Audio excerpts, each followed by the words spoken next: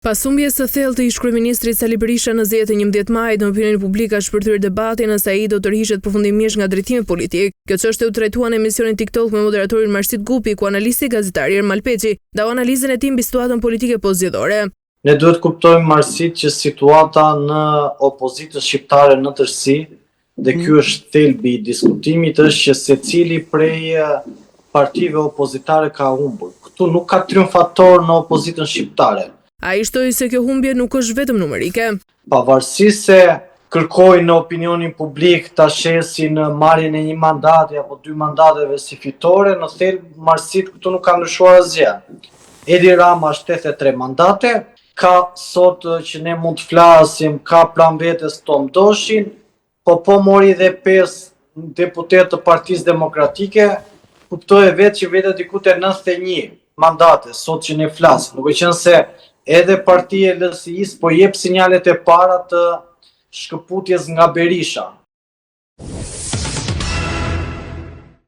Situata alarmante e lëmimit të fëmijëve në një kopësh në Gramsh ka ngjellur reagime të forta në opinionin publik. Sociologe Entela Binjaku, e ftuar ditën e djeshme në emisionin Aktualitet, u shpreh ndinjuar për mungesën e përgjegjësisë institucionale në lidhje me përhapjen e salmonelës tek fëmijët e vegjël.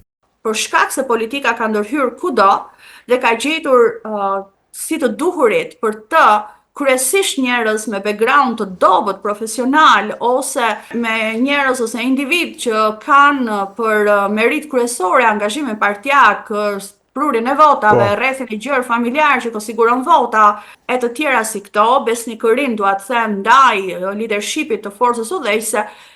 Për këtë arsye askush nuk jep dorëheqjen. Binjaku shtoi se në çdo vend në Bashkimin Evropian pas një ngjarje të tillë titularët e institucioneve publike do të kishin dhënë dorëheqjen për shkak të përgjegjësisë morale dhe institucioneve që mbajnë. Ngjarja e rënë në Gramsh ka ngritur shqetësime të mëdha për sigurinë ushqimore në Institutin Publik për Fëmijë, ndërkohë që hetimet për zbardhjen e plotë të shkakut të lëmimit janë ende në vazhdim. Nuk diskutohet që në një institucion evropian të kishte ndodhur një histori e tillë ku 17 familjeve, fjala vjen, tu rrezikohej jeta e fëmijëve. Dhe kur kush të mos kishte përgjegjësi të mbante përgjegjësi edhe për të dhënë dorëheqjen, besoj se nuk bëhet fjalë, nuk do të diskutohej. Çështja është që familjet atë që kishin në dorë e bën, pra publikisht u da historia, protestuan publikisht, por rrogtarët e institucioneve që kanë drejt për drejt lidhje me këtë histori janë aty dhe vazhdojnë të punojnë dhe të çojnë të ardhurat e punës së tyre, rrogat e tyre, të çojnë fëmijëve dhe familjeve të tyre, ndërkohë që familje të tjera kalojnë net e ditë të shqetësuara nëpër spitale dhe për shëndetin e fëmijëve të tyre.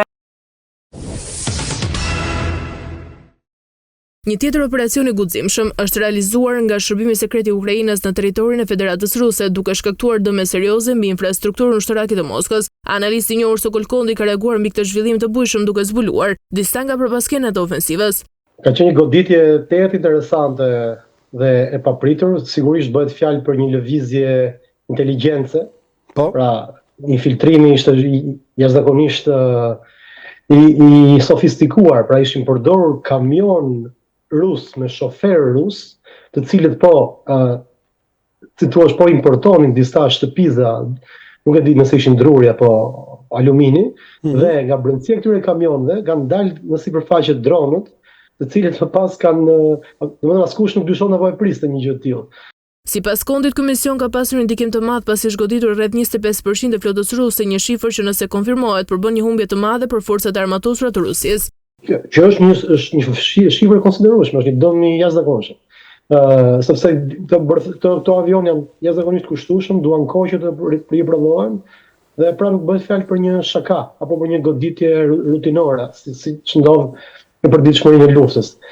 Unë e shoh këtë më tepër përveç të papriturës dhe përveç se asaj të panjohurës se si do jetë kundërpërgjigje ruse, kjo nuk mendoj se është një marrëzi, nuk mendoj se është e papritur, është e qëllimshme.